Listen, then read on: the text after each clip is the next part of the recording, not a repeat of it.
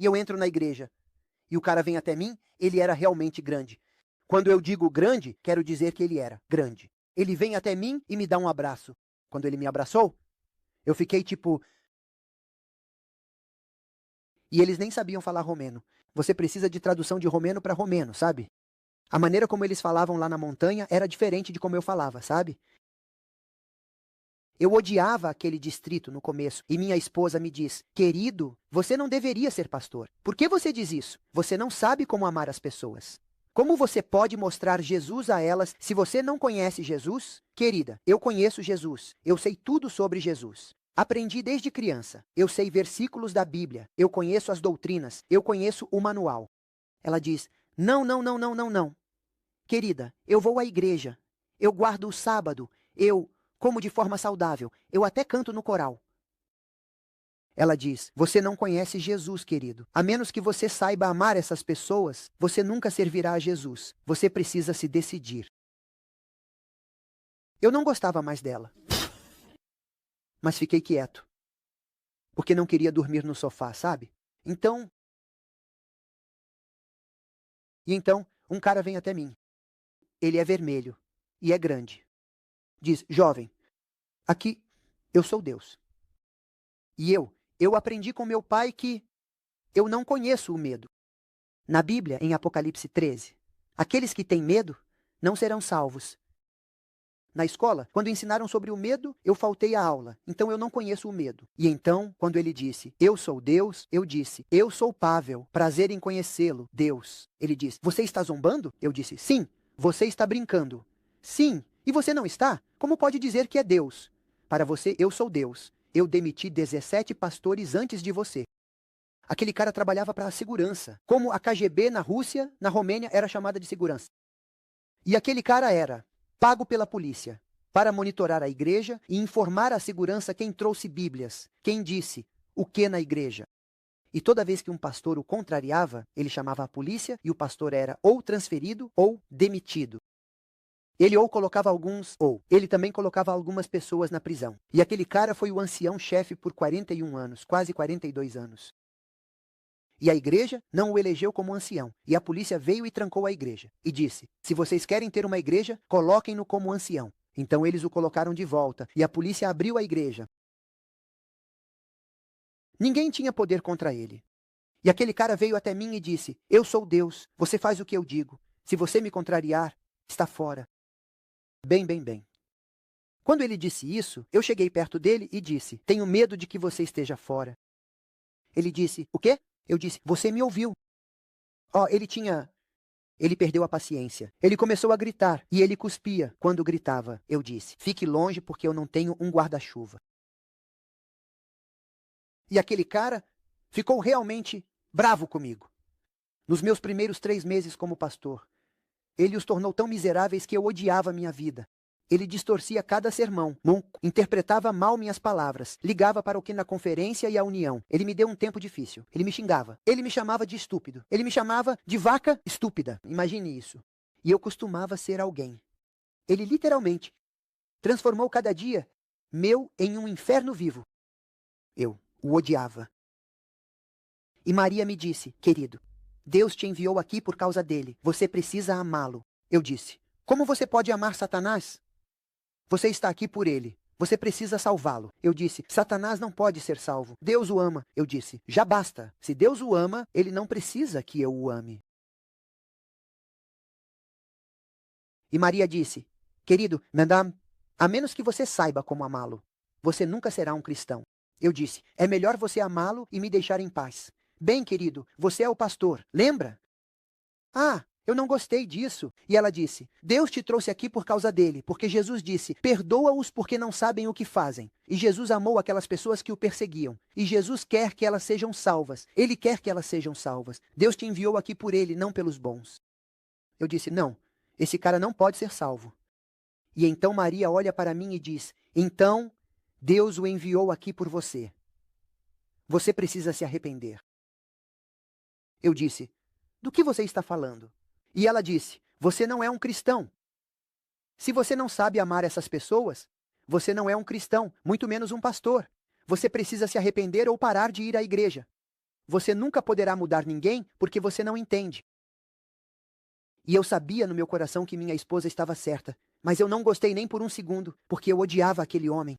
E eu tentei orar por ele, e eu não conseguia nem orar por ele, dizendo seu nome. Eu diria: Deus, ajude aquele cara malvado. Porque eu o odiava com paixão. E Maria diz: você precisa orar para que Deus te ajude a se arrepender. Não aquele que fez algo contra você, mas você. Porque nada acontece por acaso. Mas se Deus permitiu que acontecesse, significa que você precisa aprender uma lição. Deus permitiu para que você cresça. E quando você passar na aula, então Deus não vai repetir a aula. Se você passar pela mesma dor repetidamente, significa que você não passou na aula. E Maria me disse: você precisa aprender a amar essas pessoas. Eu fui para o meu quarto e disse: Senhor, perdoe-me, não a ele, e me ensine a amá-lo. E me ensine a me comportar como Jesus, da maneira que meu pai me tratou. E quando comecei a orar por ele com paixão e a trabalhar por ele, eu disse: Senhor, eu o perdoo, e por favor me perdoe e me ajude a salvá-lo. Eu comecei a finalmente sentir o poder e a presença de Deus no meu ministério pela primeira vez. E minha esposa disse: isso não é suficiente. Eu disse: o que você quer mais? Eu estou orando por ele. A esposa diz: você precisa dar a ele a sua vida. Eu disse: o quê? Ela disse: você sabe do que estou falando.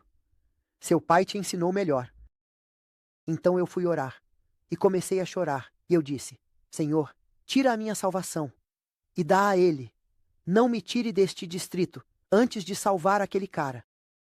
E foi a primeira vez que eu realmente senti o poder de Deus de uma maneira que eu não conseguia descrever. Eu me levantei da oração e eu sabia com certeza que Deus havia respondido àquela oração.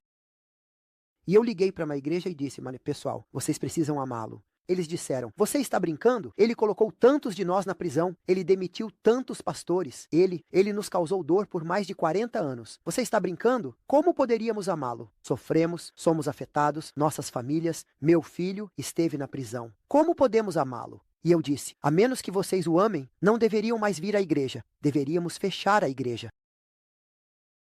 E eu os convoquei para uma reunião de oração toda quarta-feira à noite, especificamente para orar por ele. E toda a igreja começou a orar por ele. Bem, tive dificuldade em convencê-los, mas de qualquer forma. E oramos por ele mais e mais e mais e mais.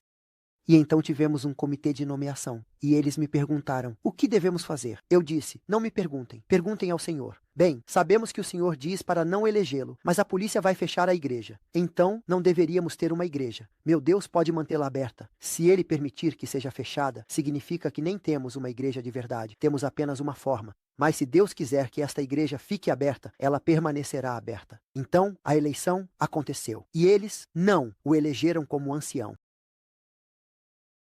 Quando lemos a lista do púlpito, e ele não era o ancião principal, ele estava sentado naquela área, no lado esquerdo, na segunda fila. Ele se levantou, vermelho, e apontou o dedo para mim. Jovem, hoje eu vou te demitir. Ele era o exterminador, você sabe, Schwarzenegger. Hoje vou acabar com sua vida e sua liberdade. E naquele momento, ele caiu, teve um ataque cardíaco na igreja. E ele viveu mais 5 dias. Levaram-no para o hospital. Disseram que foi um ataque cardíaco massivo. O dano ao coração é tão grande que não podem consertar. Mandaram-no para casa para morrer. Minha esposa disse: vá visitá-lo. Eu disse: ok. Ela disse: não volte para casa antes de salvá-lo. Ele não morreu porque Deus quer salvá-lo. Mas Deus nunca chamará sua atenção de outra forma. Eu disse: ok. Eu orei e disse: Senhor, ajude-me, porque eu não sei como salvar este cara. Fui até ele, orando, e Deus me inspirou. E sabe o que eu fiz? Para ele, eu disse: vim pedir perdão. Ele disse: por quê? Eu causei danos a você. Eu fiz tudo contra você. Você não fez nada contra mim. Eu disse: não, você não sabe. Eu te odiei no meu coração. E vim pedir perdão. Ele olhou para mim e disse: você é o primeiro a fazer isso. Todo pastor me odiava, mas ninguém jamais pediu perdão. E eu disse: sinto muito. E quero orar por você. Ele diz: filho, você é um bom rapaz. Eu aprecio, mas não ore por mim porque o Espírito Santo me deixou há muito tempo. Quando fiz este pacto com Satanás para vender a igreja por dinheiro, o Espírito Santo me deixou. Eu disse, como você sabe que o Espírito Santo te deixou? Você guarda o Espírito Santo em uma caixa e olha na caixa e está vazia. Ou o quê? Como você sabe? Ele disse, bem, é tarde demais para eu ser. Como você sabe? Bem, eu não sinto. Você não sente o Espírito Santo. Não é eletricidade. Uau, eu sinto o Espírito Santo.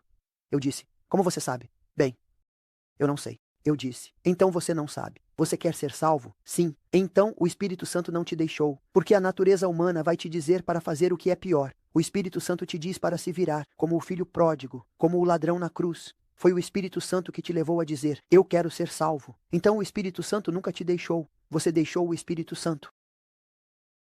Eu disse, você quer ser salvo? Ele disse, sim. Então não é tarde demais, como o ladrão na cruz. O que devo fazer para ser salvo? Ele disse, você precisa confessar, se arrepender e acreditar. Ele diz, eu não consigo. Ele estava sussurrando. Ele não tinha força para falar. Eu não consigo falar. Eu disse, é por isso que estou aqui. Eu posso falar. Eu falo muito. E então ele diz, então, o que devo fazer? Você me diz as pessoas e eu vou chamá-las. E dizer que você pede perdão. Ele diz, ligue para o pastor fulano e diga a ele que eu realmente sinto muito por tê-lo demitido. Eu realmente peço perdão. Eu ligo para o cara. Ele diz, eu não posso perdoá-lo. Eu disse, então precisamos orar por você. Você é um chato. Eu ligo para o próximo. Eu não posso perdoá-lo. Eu disse, você precisa se examinar. Ele diz, eles me perdoam? Eu disse, não é da sua conta. Por favor, me diga se eles perdoam. Eu disse, não é da sua conta. Você pede perdão, isso é da sua conta. Se eles perdoam ou não, isso é entre eles e Deus. Eles precisam pedir perdão. Ele diz, então, por 3 dias, passei do amanhecer ao anoitecer ligando para as pessoas. Após 3 dias, eu não me lembro de mais ninguém. Senhor, me lembre se eu me lembro de outro nome. E eu liguei, e liguei, e liguei, e liguei, até perder a voz ligando e pedindo perdão por ele. E então ele diz, eu não me lembro. Eu disse, agora vamos orar. E eu disse, repita depois de mim. Pai Celestial, sinto muito pelo que fiz.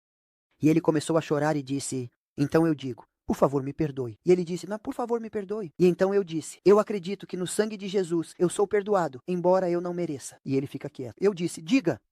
Ele disse, eu acredito que no sangue de Jesus eu sou perdoado. E então ele disse, mas pastor, eu tenho muitos pecados. Eu disse, o sangue de Jesus é muito maior que os seus pecados, irmão. O sangue de Jesus na minha Bíblia é suficiente. E minha Bíblia diz que se você confessar, ele perdoa. Ponto final. Mas é demais. Eu disse, você faz de Deus um mentiroso? Não, não, não. Ok, então você está perdoado. É tão simples. Diz na Bíblia que se você confessar, ele perdoa. É isso. É uma promessa.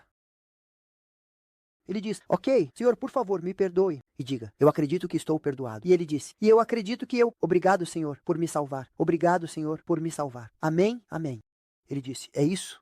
Eu disse, é isso. Eu estou salvo. Você está salvo. Como assim? Eu não mereço isso. É graça, irmão. Mas o que eu posso fazer? Nada que você possa fazer.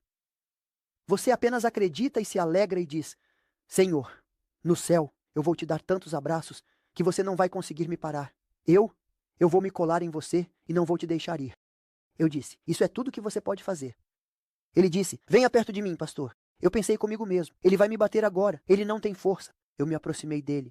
Ele colocou a cabeça no meu ombro e começou a chorar e disse, eu nunca entendi a graça até hoje. A maneira como você me tratou está nos ajudando a entender que eu nunca conheci Deus em toda a minha vida. Ele disse, você é meu pastor, eu te amo. E então ele disse, você faria meu funeral? Eu quase disse, seria uma alegria para mim. Eu não disse. Eu disse, eu farei. Ele morreu. 5 dias após o ataque cardíaco. Toda a igreja se reuniu e disseram, nunca vimos Deus antes em nossas vidas. Quando começamos a aprender a perdoar e a amar, começamos a ver Deus. No mês seguinte, tivemos o batismo de 44 pessoas. Essa igreja não tinha batismos há muitos anos. Você entende como a graça funciona? Porque se você não entende, você não é um cristão. Basicamente, você só vai à igreja e perde seu tempo.